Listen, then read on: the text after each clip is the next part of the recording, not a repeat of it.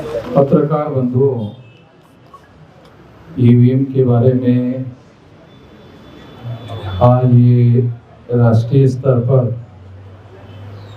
मुद्दा बना हुआ है। मैं केवल एक ही मुद्दा आप लोगों को बताना चाहता हूँ कि 8 अक्टूबर 2013 को सुप्रीम कोर्ट ने अपने जजमेंट में लिखा है कि ईवीएम मशीन के द्वारा फ्री, फेयर एंड ट्रांसपेरेंट चुनाव नहीं हो सकता। ये खबर नेशनल मीडिया में फ्रंट पेज पर आनी चाहिए थी। बहुत दुख के साथ कहना पड़ रहा है, किसी भी अखबार ने अखबार के पिछले पन्ने पर भी नहीं छापा और इस खबर को ब्लैकआउट कर दिया गया। आपके माध्यम से मैं केवल इतना ही कहना चाहता हूँ, जब सुप्रीम कोर्ट ऐसा कहती है कि केवल ईवीएम मशीन के द्वारा फ्री, फेयर एंड ट्रांसपेरेंट चुनाव नहीं हो सकता, तो इसका मतलब सुप्रीम कोर्ट ने सारी चीज छानबीन करने के बाद ही कहा। जब सुप्रीम कोर्ट ने कहा तो चुनाव आयोग को इसको मान लेना चाहिए। तो इसलिए मैं केवल यही कहना चाहता हूँ कि इस पर अमल करने के लिए पूरी व्यवस्था की जानी चाहिए। तो व्यवस्था हो नहीं रही है, तो इसकी जब तक व्यवस्था नहीं होती है, फ्री, फेयर एंड ट्रांसपेरेंट चुनाव जो संविधान में भारत के मतदाताओं को आश्वासन दिया गया है, और फ्री, फेयर एंड ट्रांसपेरेंट चुनाव भारत के मतदाताओं का मौलिक अधिकार है। ये केवल अधिकार नहीं है, ये फंडामेंटल राइट है। इसका वायलेशन हो रहा है। इसको रोकने के लिए निश्चित रूप से कदम उठाए जाने चाहिए। चुनाव आयोग को मेरी इतनी ही मांग है। बहुत बहुत शुक्रिया। बावरिया जी ने जो बात कही वो उससे मैं थोड़ा सा डिसएग्री करना चाहता हूँ। मीडिया इसको कवर कर रही है और बहुत ज़बरदस्त तरीके से मीडिया कवर कर रही है। इसीलिए ये मुद्दा आज देश के हर एक व्यक्ति के दिल का मुद्दा है, ईवीएम का मुद्दा, कि अगर सभी लोग ये देश के समझ चुके हैं कि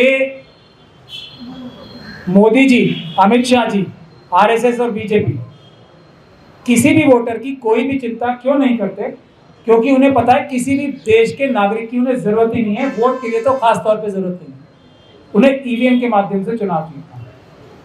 मैं छोटी बात करते हुए आपके सामने ये बात कहना चाहूँगा कि पूरे देश से हम लोगों को, और जो पुराने जो लोग सबसे पहले इसको उठाए हुए थे आवाज़, भानु जी हो गए और मेचराम जी हो गए और उदित राज जी हो गए, ये जो हम सब लोगों ने, पीसी कपिल साहब हो गए, गौतम साहब हो गए, जो ईवीएम का मुद्दा बहुत सालों से उठा रखा था। ये 3 चुनाव जो अभी मध्य प्रदेश, छत्तीसगढ़ और राजस्थान में कांग्रेस हारी, और ये कांग्रेस की बात नहीं है, तब पूरे देश से हमें फ़ोन आने शुरू हो गए कि आप लोग ये बहादुरी के साथ और ईमानदारी के साथ ये मुद्दा उठाओ, ये आपकी आवाज़ नहीं है, देश की जनता की आवाज़ है। उसके बाद हम लोगों ने मजबूत प्रदर्शन किए और पहले दिन से, 5 जनवरी वाले दिन से, पुलिस ने, अमित शाह साहब ने पुलिस की पूरी ताकत, जो गुंडाई होती है वो हम सब लोगों के ऊपर लगाई, लेकिन जितने उन्होंने हम पे डंडे और लाठियां बरसाए, पब्लिक ने हमारा सपोर्ट उससे भी ज़्यादा है। अभी जो पब्लिक की सपोर्ट की और पब्लिक के प्रदर्शनों की ही वजह है कि सुप्रीम कोर्ट जो 2018 में 4 सिटिंग जजेस ये कह रहे थे कि हम पर दबाव है और जनता आए हमें बचाए, आज जब सुप्रीम कोर्ट के समर्थन में भी प्रदर्शन जनता ने शुरू किया, नहीं आज नहीं, बहुत दिनों से, आपकी नहीं होगी, बहुत दिनों से जब ये हो गए, तो सुप्रीम कोर्ट ने भी ये इलेक्टोरल बॉन्ड्स का जो जजमेंट आया है, ये पूरे देश की सबसे बड़ी अदालत, जनता के हौसले से हम लोग ये समझते हैं, हम सुप्रीम कोर्ट में ज़्यादा रहते हैं, तो उससे सुप्रीम कोर्ट ने ये ऐतिहासिक फैसला दिया कि इलेक्टोरल बॉन्ड्स बीजेपी और आरएसएस ने देश के संविधान के साथ अपराध करके लाए। उसी तरीके से ईवीएम भी आज की तारीख में देश के संविधान के साथ धोखा है, अपराध है। ये सुप्रीम कोर्ट के अलावा दुनिया के सारे जजेस इस बात को कह चुके हैं। ये बात भी मैं वकील होने की हैसियत से बता रहा हूँ। जिस भी कॉन्स्टिट्यूशन कोर्ट में ये मुद्दा आया है, सभी लोगों ने ये कहा है, सभी जजेस ने ऑल ओवर द वर्ल्ड, कि ये धोखा है, फ्रॉड है ईवीएम, इसके माध्यम से चुनाव नहीं होने चाहिए, सिर्फ पेपर बैलेट से चुनाव होने चाहिए। पूरे दुनिया का जुडिशियल माइंड का यूनानिमस डिसीजन है। तीसरी बात यह है कि अब आगे देश की जनता ने यह तय कर लिया है कि ईवीएम से चुनाव नहीं होगा, दुनिया की कोई ताकत। और आज हम बहुत खुश हैं इस बात के लिए कि देश की सबसे बड़ी ऑपोजिशन पार्टीज और दूसरी भी, अरविंद केजरीवाल जी ने, गौतम जी यहाँ मौजूद हैं, उन्होंने भी और दूसरी पॉलिटिकल पार्टीज ने ईवीएम के नकार दिया है और पेपर बैलेट के बारे में बात कर रहे हैं। तो हम लोग अपने आप में देश की जनता की तरफ से भी आप सब लोगों का धन्यवाद करते हैं। और अब हमें पूरी उम्मीद है कि अब दुनिया की कोई ताकत ईवीएम से चुनाव नहीं करा सकती। कांग्रेस का भी धन्यवाद करो। मैं कर ही रहा हूँ, कांग्रेस का ही धन्यवाद कर रहा हूँ कि उन्होंने सबसे पहले आज भी आके सामने आके, क्योंकि सबसे बड़ी प्रिंसिपल ऑपोजिशन पार्टी है, उसी का मैंने सबसे पहले नाम लिया। सबसे बड़ी जिम्मेदारी भी कांग्रेस पार्टी की है, क्योंकि प्रिंसिपल ऑपोजिशन पार्टी कांग्रेस ही है और जनता ने सबसे ज्यादा वोट भी कांग्रेस पार्टी को दिए हैं, बावजूद इसके कि ईवीएम के माध्यम से पिछली बार भी 20 से 25% वोटों का घपला और धांधली हर इलेक्शन में भारतीय जनता पार्टी ने की है। तो ये एक रिप्रेजेंटेशन है कि कांग्रेस पार्टी आई है, तो इसका मतलब बहुत ही ज्यादा इस वक्त पूरे सारे पॉलिटिकल पार्टीज जो एनडीए और आरएसएस बीजेपी के साथ नहीं है, वो एकजुट है पेपर बैलेट से चुनाव करना चाहते हैं। एक आखिरी बात करके मैं अपनी बात खत्म करना चाहूंगा कि हम लोगों ने प्रेजेंटेशंस की हैं और आज भी मैं एक बार ये अपनी लीगल ओपिनियन डिटेल में कोई भी मुझसे पूछना चाहे, और हम चुनाव आयोग को, मोदी जी को, आरएसएस को ये खुला चैलेंज है, ये जो बात मैं कह रहा हूं, ईवीएम पेपर बैलेट से चुनाव जल्दी हो सकता है, पेपर बैलेट से चुनाव सस्ता होता है, पेपर बैलेट से सबसे ज्यादा सुरक्षित चुनाव होता है। इसके लिए हम किसी भी दिन कहीं भी डिबेट करने के लिए तैयार हैं। और आखिरी बात यह कि पेपर बैलेट से चुनाव हो ऐसा देश का कानून कहता है, ईवीएम से चुनाव हो ऐसा देश का कानून आज का कानून नहीं कहता। आज का कानून भी पेपर बैलेट से चुनाव होने के सारे प्रावधान मौजूद हैं। ईवीएम से चुनाव सिर्फ उस जगह हो सकता है जहां इलेक्शन कमीशन या लोकल इलेक्शन का जो ऑफिसर है वो ये डिसाइड करे किसी वजह से पेपर बैलेट से चुनाव नहीं हो सकता, इसलिए ईवीएम से चुनाव करना है। तो ये बातें जो भ्रांति फैलाई जा रही है कि ईवीएम से चुनाव होने में अब टाइम नहीं रह गया, तो ऐसा कुछ नहीं है। चुनाव आज भी जो लॉ है वो पेपर बैलेट से करने का है। और एक देवा साहेब जी हैं, उन्होंने भी पेपर बैलेट से ही, जो इस मुहिम के पुराने बहुत बड़े और एक तरीके से जनक कहा जा सकता है, देवा साहेब जी, और जो पीपल्स कमेटी बनी है इलेक्शन रिफॉर्म्स की, उसमें सैकड़ों नहीं हजारों सीनियर ब्यूरोक्रेट, साइंटिस्ट, डिफेंस के लोगों ने ये फैसला यूनानिमसली किया है कि पेपर बैलेट से ही चुनाव होने चाहिए, अदरवाइज चुनाव होने का कोई फायदा नहीं है। इसीलिए मोदी जी और अमित शाह जी किसी देश के जनता की परवाह ही नहीं करते, क्योंकि उनको किसी की कोई वैल्यू नहीं है। इसीलिए हम सबको मिलकर ये संकल्प लेना चाहिए। और 22 तारीख का प्रोग्राम भी अभी उदित राज जी जो आदेश करेंगे, मैं आखिरी बात ये और कहना चाहता हूँ कि ये ऑर्डर जो 144 धारा के तहत किया है, ये कानूनी रूप से गैर कानूनी है और अपराध है जो एडिशनल डीसीपी साहब ने किया है। हम उस अपराध के खिलाफ कानूनी कार्रवाई करेंगे। दिल्ली में और खास तौर पे जंतर मंतर पे किसी भी प्रोटेस्ट को रोकने की पावर दिल्ली पुलिस के पास नहीं है। 2020 का जो ऑर्डर है वो उन्होंने अपने 144 के जो ऑर्डर्स निकालते हैं उसमें जिक्र ही नहीं किया। बात की जजमेंट वो है जो अमित एक साहनी करके बीजेपी की ऑफिस बेरर थे, उन्होंने डाली थी। उसके हिसाब से जंतर मंतर पे प्रोटेस्ट नहीं रोका जा सकता, किसी भी हालत में नहीं रोका जा सकता, किसी भी कीमत पे नहीं रोका जा सकता, क्योंकि पुलिस को डायरेक्शन 2020 में मिली थी कि आप 2 महीने के अंदर अंदर कोई गाइडलाइन लाओ। वो आज तक गाइडलाइन पुलिस ने पब्लिक डोमेन में नहीं लाई। तो अगर वो रोकेंगे तो वो अपराध करेंगे और हम उनके इन आपराधिक कार्यों से डरते नहीं हैं। हमारी जब मन आएगा, जब हमारी मर्जी होगी, देश की जनता जब चाहेगी, हम जंतर मंतर पे प्रोटेस्ट करेंगे। अमित शाह जी और उनकी बुज़दिल पुलिस के करप्ट ऑफिसर्स सुन ले इस बात को, हमें रोक नहीं सकते। और यहाँ ईवीएम के मामले में, मतदान की जो पद्धति है उसके मामले में जो प्रेस वार्ता रखी गई है उसके उपस्थित हमारे साथी भाई उदित राज जी, आंदोलन को कई दिन से लोगों के बीच में जो चला रहे हैं, मोहम्मद रजा जी, मामा मेहराब जी भी कई समय से पूरे देश में इसकी मुहिम चला रहे हैं। हमारे दिल्ली के प्रदेश के अध्यक्ष लवली जी, गौतम जी और साथ में पधारे हुए हमारे मंचस्थ साथी और आप सभी प्रेस के बाद सभी साथियों, आप सबका अभिवादन। आप सब जानते हैं कि पूरा देश एक ऐसी परिस्थिति से गुजर रहा है कि जहां एक अघोषित इमरजेंसी लागू कर दी गई है। लोगों को डराने धमकाने का और लोकतांत्रिक तरीकों से अपनी बात जो है रखने का भी अधिकार नहीं दिया जा रहा है, उसको रोका जा रहा है। और 144 भी कलम और कई जो लीगल प्रावधान का उपयोग करते हुए जो एक संविधान का एक सबसे बड़ा लोकतंत्र का हमारा एक हथियार है। I will request my friends, please. जो एक हमारा हथियार है वो लोगों से छीना जा रहा है और ये परिस्थिति को एक दोहरे मापदंड से अपनाया भी जा रहा है। वेस्ट बंगाल में वो जब चुनाव लड़ते हैं बड़ी हिंसा की आशंका होती है।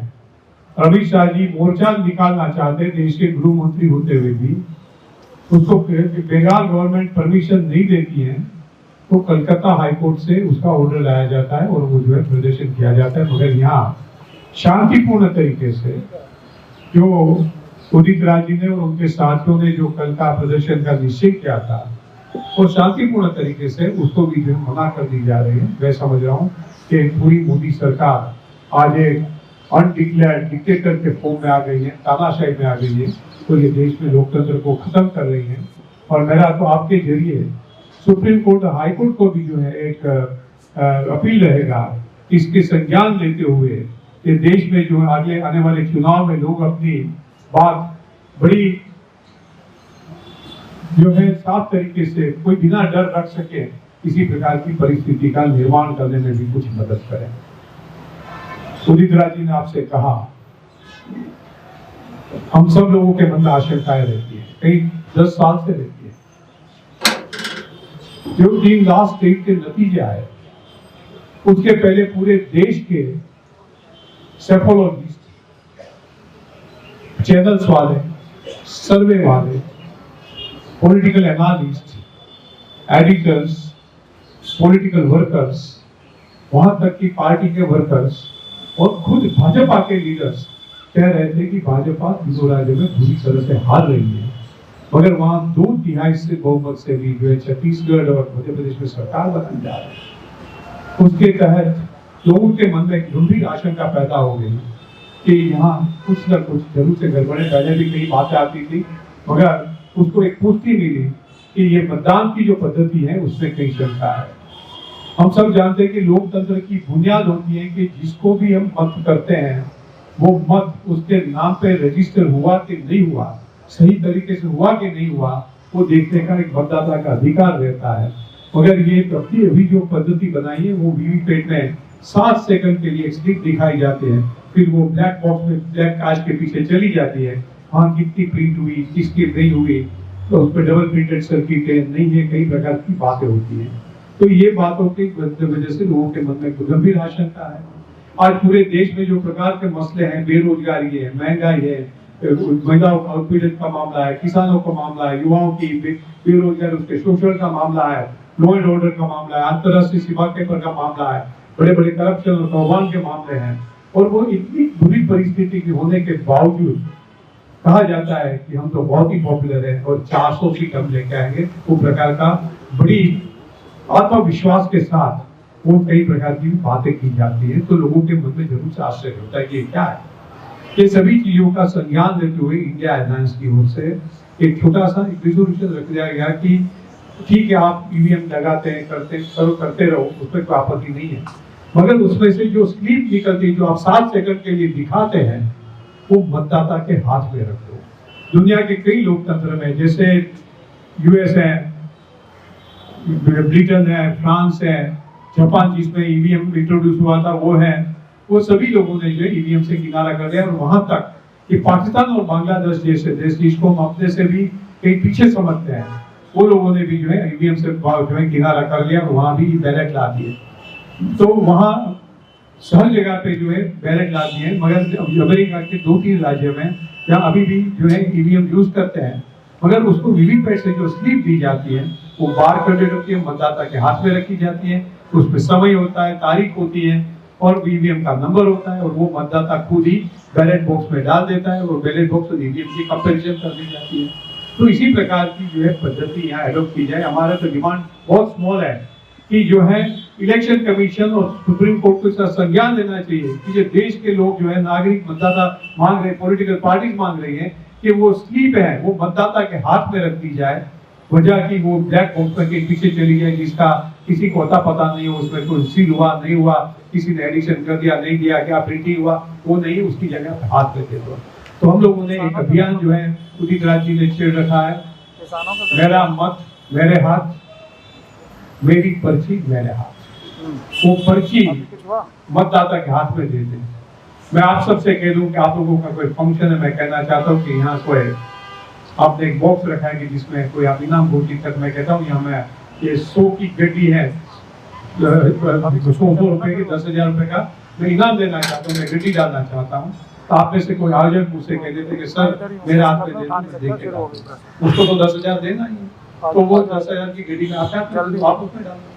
तो इतना ही अंतर है। तो ये election commission party in rule और या कि कोर्ट जो है इतना छोटी सी बात का क्यों संज्ञान नहीं लेते हैं कि पारदर्शिता होनी चाहिए, लोगों का भरोसा बना रहना चाहिए।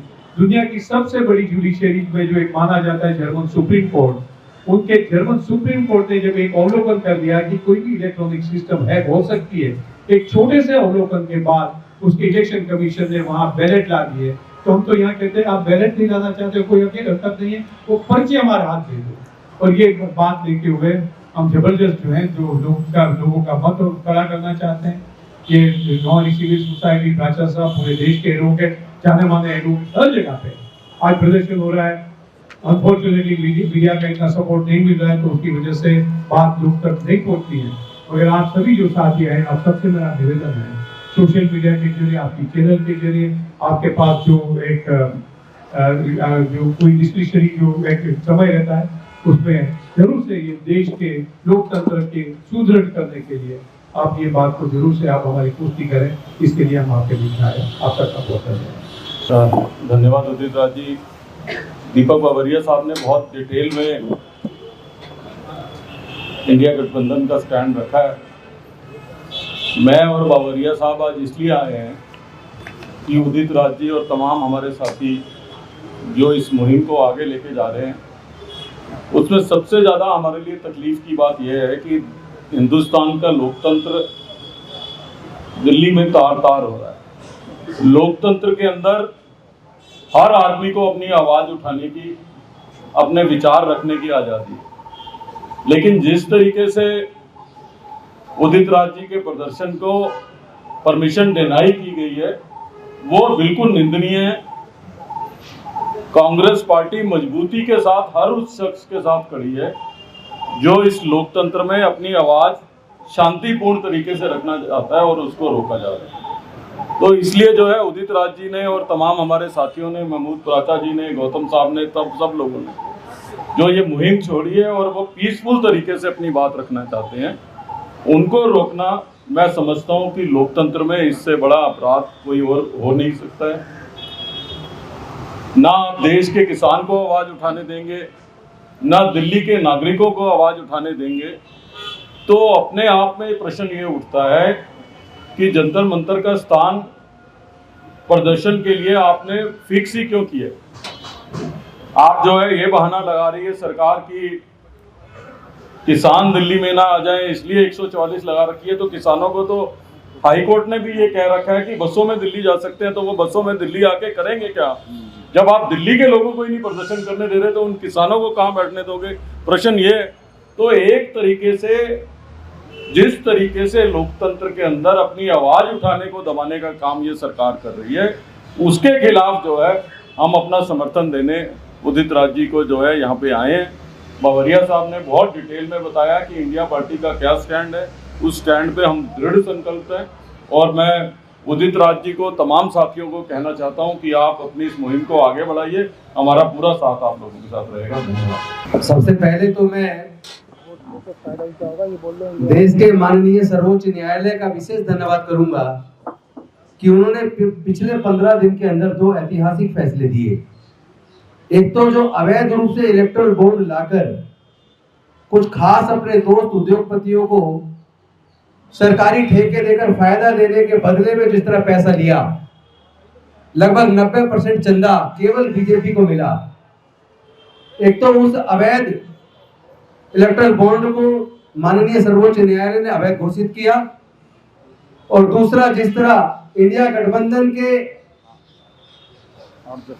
मेयर के चुनाव में जो इंडिया गठबंधन का प्रत्याशी था कुलदीप कुमार, जिसके फेवर में 20 वोटें थी और भारतीय जनता पार्टी के पास 16 वोटें थी, लेकिन अनिल मसीह जिसके मसीहा मैं समझता हूं कि भारतीय जनता पार्टी के शीर्षस्थ नेता थे, उन लोगों ने अनिल मसीह को प्रिजाइडिंग ऑफिसर बनाया। और आपको पता होगा कि चंडीगढ़ केंद्र शासित प्रदेश है और प्रिजाइडिंग ऑफिसर नियुक्त करने की फाइल, मनोनीत करने की फाइल वो होम मिनिस्ट्री में आती है एडमिनिस्ट्रेटर के थ्रू, और देश के गृह मंत्री जी के सहमति से उनको प्रिजाइडिंग ऑफिसर बनाया। किस तरह 20 में से 8 वैलिड वोटों को उन्होंने पेन चलाकर अवैध कर दिया, डिफेस कर दिया, और वो सुप्रीम कोर्ट के सामने वीडियो रखा गया, उन्होंने देखा।